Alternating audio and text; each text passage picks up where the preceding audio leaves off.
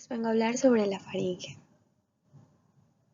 La faringe es un conducto músculo-membranoso que se va a extender verticalmente anterior con la columna vertebral y posterior con la cavidad nasal, con la cavidad bucal y con la laringe. Este va a ir desde la base del cráneo hasta el borde inferior de la sexta vértebra cervical. Se va a continuar inferiormente con el esófago. Va a contribuir en forma de un vestíbulo que va a comunicar una parte, la cavidad bucal con el esófago y la cavidad nasal con la laringe. La forma de la faringe. La faringe va a tener una forma de embudo irregular. Esta va a ser ensanchado en su parte superior, ampliado en su parte media, inferiormente va a ser estrecha. Cuando la faringe está en reposo, su longitud media mide 15 centímetros y su extremo inferior, al contraerse, se eleva y va a disminuir 3 centímetros, o sea que va a medir 12 centímetros. Su diámetro transverso va a ser de 4 centímetros a 5 centímetros a la altura de las cavidades nasales y de 4 centímetros a la altura del asta mayor del hueso hioides. Configuración externa. Esta va a constar de una cara posterior, unas caras laterales y dos extremos. No va a tener configuración o superficie anterior porque estas se van a confundir de superior a inferior con las cavidades nasales, con la cavidad bucal y con la laringe. Su cara posterior es plana. Estas van a formar dos ángulos romos. La arista roma de estos ángulos va a limitar la cara posterior con la cara lateral. Esta se va a relacionar con el espacio retrofaríngeo entre anterior con la faringe, posterior con la lámina prevertebral y a cada lado del tabique nasal. En las caras laterales se va a inclinar anterior y medialmente desde los ángulos de la faringe hasta su límite anterior. Este límite va a estar comprendido de superior a inferior por el borde posterior de la lámina medial de la apófisis pterigoides, el rafe pterigomandibular, el extremo posterior de la línea milohioidea, la cara lateral de la raíz de la lengua, el asta mayor del hueso hioides, el ligamento tiroideo lateral, el borde posterior de las láminas laterales del cartílago tiroides y la cara lateral del cartílago cricoides. Estas paredes laterales de la faringe se van a distinguir en dos partes, una superior o cefálica y una inferior o cervical. Van a estar separadas por un plano horizontal tangente al borde inferior de la mandíbula. Superior a este plano, las caras laterales están en relación con los órganos contenidos en el espacio retrofaríngeo cefálico. Posteriormente, va a estar con la arteria carótida interna, la vena yugular interna, el nervio glosofaríngeo, el nervio vago, el nervio accesorio y el nervio hipogloso. Anteriormente va a estar con la glándula parótida, la arteria carótida externa y la vena yugular externa. Inferior a la mandíbula, estas caras laterales van a estar en relación con el paquete vasculovenoso del cuello, las glándulas tiroides y los pedículos vasculares. El extremo superior se va a fijar a la base del cráneo. La línea de inserción va a presentar una parte media y dos laterales. En su parte media, esta va a ir desde la espina del hueso esfenoides hasta la otra espina del hueso esfenoides, pasando por el tubérculo faríngeo anteriormente a cada lado a los conductos carotídeos y sus partes laterales se van a extender a lo largo del surco de la trompa auditiva. Va a ir desde la espina del hueso esfenoides hasta la lámina medial de la apófisis pterigoides. Su extremo inferior, este va a estar anterior por el borde inferior del cartílago cricoides y posteriormente con el borde inferior de la sexta vértebra cervical. Su configuración interna. Esta va a estar dividida en tres porciones. Una porción superior o nasal, una porción media u oral o vocal y una porción inferior o laringea. Aquí tenemos a la porción nasal o nasofaringe, la porción bucal u orofaringe y la porción laringea o laringofaringe. La porción nasal va a estar parcialmente separada de la porción bucal por un tabique músculo-membranoso, que es el paladar blando o velo del paladar. Describiremos primero las tres porciones y luego el velo del paladar y las tonsilas palatinas. La porción nasal de la faringe o nasofaringe. Esta va a constar de 6 paredes, una pared anterior, sus paredes laterales, una pared superior y posterior y una pared inferior. Su pared anterior se van a confundir con los orificios posteriores de las cavidades nasales, o también denominadas coanas.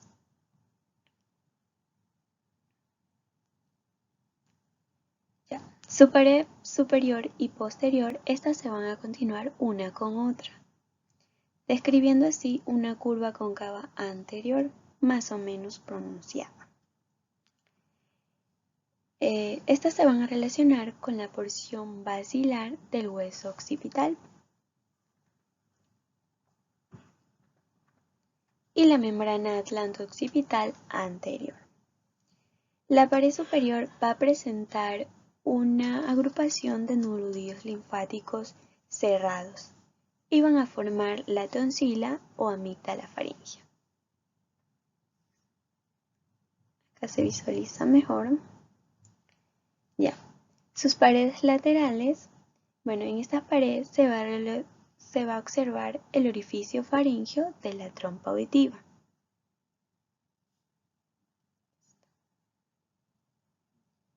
Bueno, la mucosa que rodea este orificio va a presentar una acumulación de nudillos linfáticos cerrados también, los cuales van a formar la tonsila o amígdala tubárica.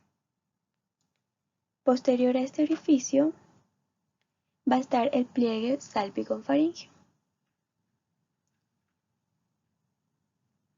El borde posterior de este orificio se va a encontrar una depresión profunda lisaria y areolar que se le va a denominar el receso faríngeo.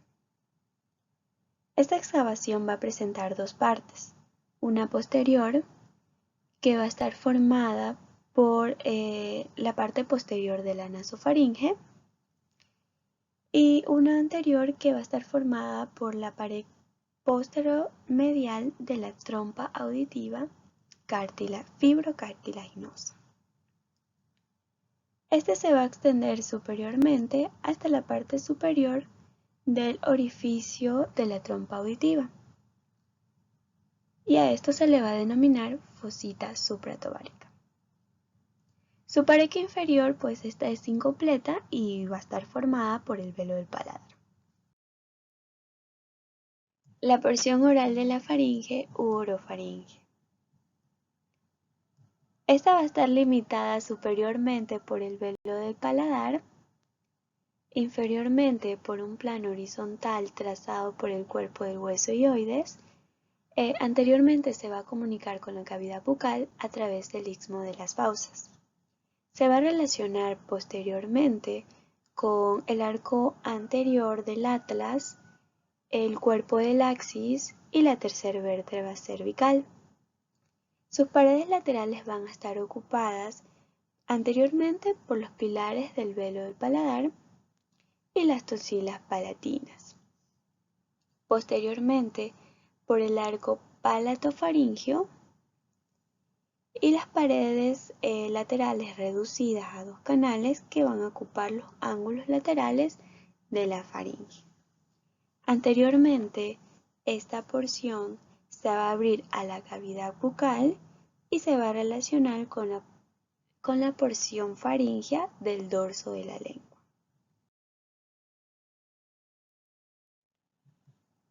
La porción laríngea de la faringe o laringofaringe o hipofaringe se va a relacionar anteriormente con la laringe y esta va a presentar de superior a inferior a la epiglotis, la entrada de la laringe y por último una eminencia que va a estar formada por los cartílagos aritenoides y cricoides y los músculos que la rodean.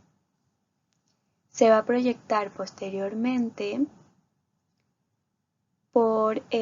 sobre las vértebras cervicales cuarta, quinta y sexta. Paladar blando o velo del paladar. Este es un tabique músculo-membranoso. Va a prolongar el paladar duro inferior y posterior, va a separar la nasofaringe de la orofaringe, es de forma cuadrilátera y mide 4 centímetros de longitud y 1 de grosor. Va a presentar dos caras y 4 bordes, una cara anteroinferior, una cara posterior-superior, un borde anterior, sus bordes laterales y borde posterior. Su cara anteroinferior es cóncava y lisa. Esta va a presentar una saliente medio anteroposterior que va a prolongar el rafe palatino. Su cara posterior-superior se va a continuar con el suelo de las cavidades nasales. Esta va a presentar irregularidades por la presencia de tejido linfoide en la mucosa. Su borde anterior se va a confundir con el borde posterior del paladar duro. Y sus bordes laterales van a estar unidos a la parte inferior de la apófisis pterigoides y el gancho de la apófisis pterigoides. Estas se van a confundir con las paredes laterales de la faringe. Su borde posterior va a presentar en su parte media una prolongación cilíndrica que mide de 10 a 15 milímetros de longitud denominada úvula palatina y dos repliegues curvilíneos a cada lado anterior y posterior denominados arcos o pilares del velo del paladar. Los arcos del velo del paladar son los siguientes: el arco palatogloso y el arco palatofaríngeo. El arco palatogloso o pilar anterior del velo del paladar se va a desprender de la cara anterior del velo del paladar cerca de la base de la úvula palatina y va a terminar en el borde de la lengua. Los arcos palatoglosos, la úvula palatina y el borde, la raíz de la lengua van a limitar el istmo de las fauces. El arco palatofaríngeo o pilar posterior del velo del paladar va a nacer en la parte posterior de la base de la úvula y se va a perder en las paredes laterales de la faringe. Estos arcos van a circunscribir un orificio intrafaríngeo que va a comunicar la naso con la orofaringe y también van a sobrepasar a los arcos palatoglosos de modo que van a ser visibles a través de la cavidad bucal. Estos pilares van a limitar la fosa tonsilar. Fosa tonsilar o seno tonsilar. Esta va a ser una depresión limitada. Anteriormente va a estar por el arco palatogloso y el borde de la porción faríngea de la lengua. Posteriormente va a estar por el arco palatofaríngeo superior e inferiormente va a estar por un pliegue mucoso faringoepilótico. Superiormente va a estar por el velo del paladar, inferiormente por un pliegue lateral glosoepilótico. Lateralmente va a estar por una capa celular submucosa denominada fascia faringo-basilar. Y la mitad superior de esta va a estar ocupada por la tonsila palatina. Tonsila palatina o amígdala palatina. Esta es una masa voluminosa de nudillos linfáticos cerrados en forma de almendra. Estas van a medir 2 centímetros de altura, 15 milímetros de anchura y 1 de grosor. Su capa lateral va a estar compuesta por un tejido denso y resistente denominado cápsula tonsilar. Esta no se va a adherir a los elementos vecinos de la pared de la faringe. Es más, va a estar separado de ellos por una delgada capa de tejido submucoso laxo. Su cara medial es libre y prominente en la cavidad faríngea. Esta va a tener o va a estar sembrada por orificios irregulares que van a dar acceso a las criptas tonsilares. Su extremo inferior va a estar a 2 centímetros, aquí, a 2 centímetros del pliegue glosoepilótico lateral. Su extremo superior va a estar separado del borde inferior del velo del paladar por una depresión de profundidad variable, que es la fosa supratonsilar. Esta fosa es un vestigio de la segunda hendidura braquial y sus paredes van a estar sembradas por nudillos linfáticos cerrados, que le van a dar un aspecto de una voluminosa cripta tonsilar, denominada receso palatino. Y su orificio va a estar rodeado por un pliegue submucoso, denominado pliegue triangular. Su borde anterior va a estar separado del arco palatogloso y del pliegue triangular por la fosa supratonsilar. Y su borde posterior va a estar separado del arco palatofaríngeo por un surco de profundidad variable. Muchas gracias por su atención.